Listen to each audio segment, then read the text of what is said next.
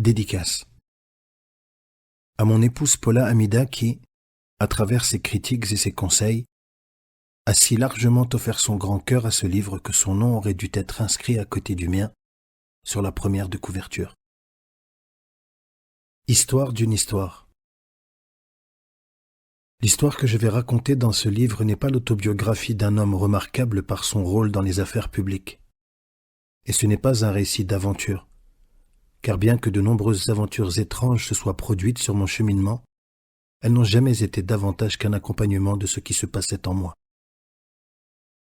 Ce n'est pas non plus l'histoire d'une recherche délibérée de la foi, car cette foi m'est venue, au fil des ans, sans aucun effort de ma part pour la trouver.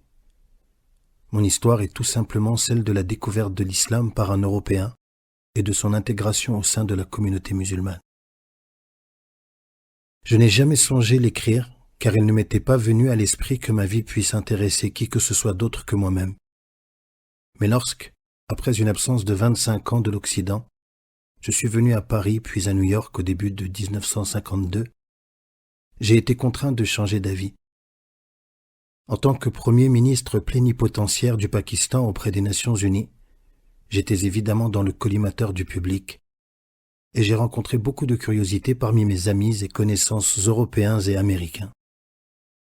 Au début, ils pensaient que j'étais un expert européen employé par un gouvernement oriental dans un but précis et que je m'étais adapté aux coutumes de la nation que je servais. Mais lorsque mes activités aux Nations Unies ont montré que je ne m'identifiais pas seulement fonctionnellement, mais également émotionnellement et intellectuellement aux objectifs politiques et culturels du monde musulman en général, ils sont devenus quelque peu perplexes. De plus en plus de personnes ont commencé à m'interroger sur mes expériences passées. Ils apprirent que très tôt dans ma vie, j'avais commencé ma carrière comme correspondant à l'étranger pour des journaux continentaux et que, après plusieurs années de grands voyages au Moyen-Orient, j'étais devenu musulman en 1926. Qu'après ma conversion à l'islam, j'avais vécu durant près de 6 ans en Arabie et bénéficié de l'amitié du roi Ibn Saoud. Qu'après avoir quitté l'Arabie, je m'étais rendu en Inde et que j'y avais rencontré le grand poète philosophe musulman et père spirituel de l'idée pakistanaise, Mohammed Iqbal. C'est lui qui m'a rapidement persuadé de renoncer à mes projets de voyage au Turkestan oriental, en Chine et en Indonésie, et de rester en Inde pour aider à élucider les prémices intellectuelles du futur État islamique qui n'était alors guère plus qu'un rêve dans l'esprit visionnaire d'Iqbal. Pour moi, comme pour Iqbal, ce rêve représentait un moyen, voire le seul moyen, de faire renaître tous les espoirs dormants de l'islam. La création d'une entité politique de personnes liées non pas par une ascendance commune, mais par leur adhésion commune à une idéologie. Pendant des années, je me suis consacré à cet idéal, étudiant, écrivant et donnant des conférences, et j'ai acquis avec le temps une certaine réputation en tant qu'interprète de la loi et de la culture islamique. Lorsque le Pakistan a été créé en 1947, son gouvernement m'a demandé d'organiser et de diriger un département de reconstruction islamique qui devait élaborer les concepts idéologiques et islamiques de l'État et de la communauté sur lesquels la nouvelle organisation politique pourrait s'appuyer. Après 2 ans de cette activité extrêmement stimulante, je suis passé au service des Affaires étrangères du Pakistan et j'ai été nommé chef de la division du Moyen-Orient au ministère des Affaires étrangères, où je me suis consacré au renforcement des liens entre le Pakistan et le reste du monde musulman. Et en temps voulu, je me suis retrouvé à la mission du Pakistan auprès des Nations Unies à New York. Tout cela dénotait bien plus qu'un simple accommodement extérieur d'un Européen avec la communauté musulmane dans laquelle il se trouvait. Il s'agissait plutôt d'un transfert conscient et sincère d'allégeance d'un environnement culturel à un autre, entièrement différent. Et cela paraissait très étrange à la plupart de mes amis occidentaux. Ils n'arrivaient pas à se représenter comment un homme né et élevé en Occident avait pu s'identifier aussi pleinement, et apparemment sans aucune réserve mentale, au monde musulman. Comment il lui avait été possible d'échanger son héritage culturel occidental contre celui de l'islam, et ce qui l'avait poussé à accepter une idéologie religieuse et sociale qui, il semblait le tenir pour acquis, était largement inférieure à tous les concepts européens.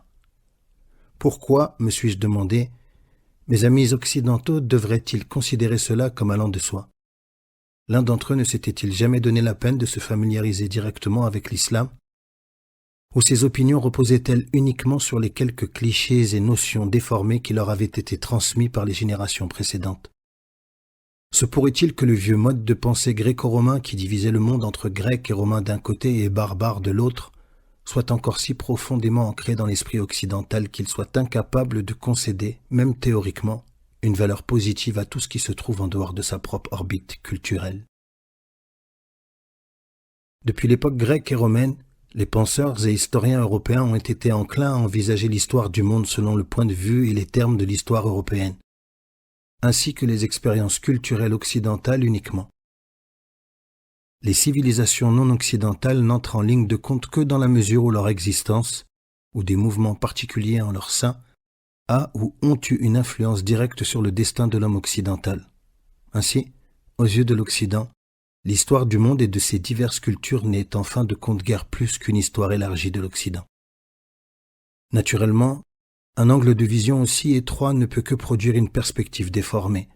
Habitué à lire des ouvrages qui décrivent la culture ou discutent des problèmes de sa propre civilisation de manière très détaillée et en couleurs vives, en ne jetant qu'un coup d'œil de temps à autre sur le reste du monde, l'Européen ou l'Américain moyen succombe facilement à l'illusion que les expériences culturelles de l'Occident ne sont pas seulement supérieures, mais hors de toute proportion avec celles du reste du monde, et donc que le mode de vie occidental est la seule norme valable pour juger les autres modes de vie, ce qui implique, bien sûr, que tout concept intellectuel, toute institution sociale ou toute évaluation éthique en désaccord avec la norme occidentale appartient automatiquement à un niveau d'existence inférieur.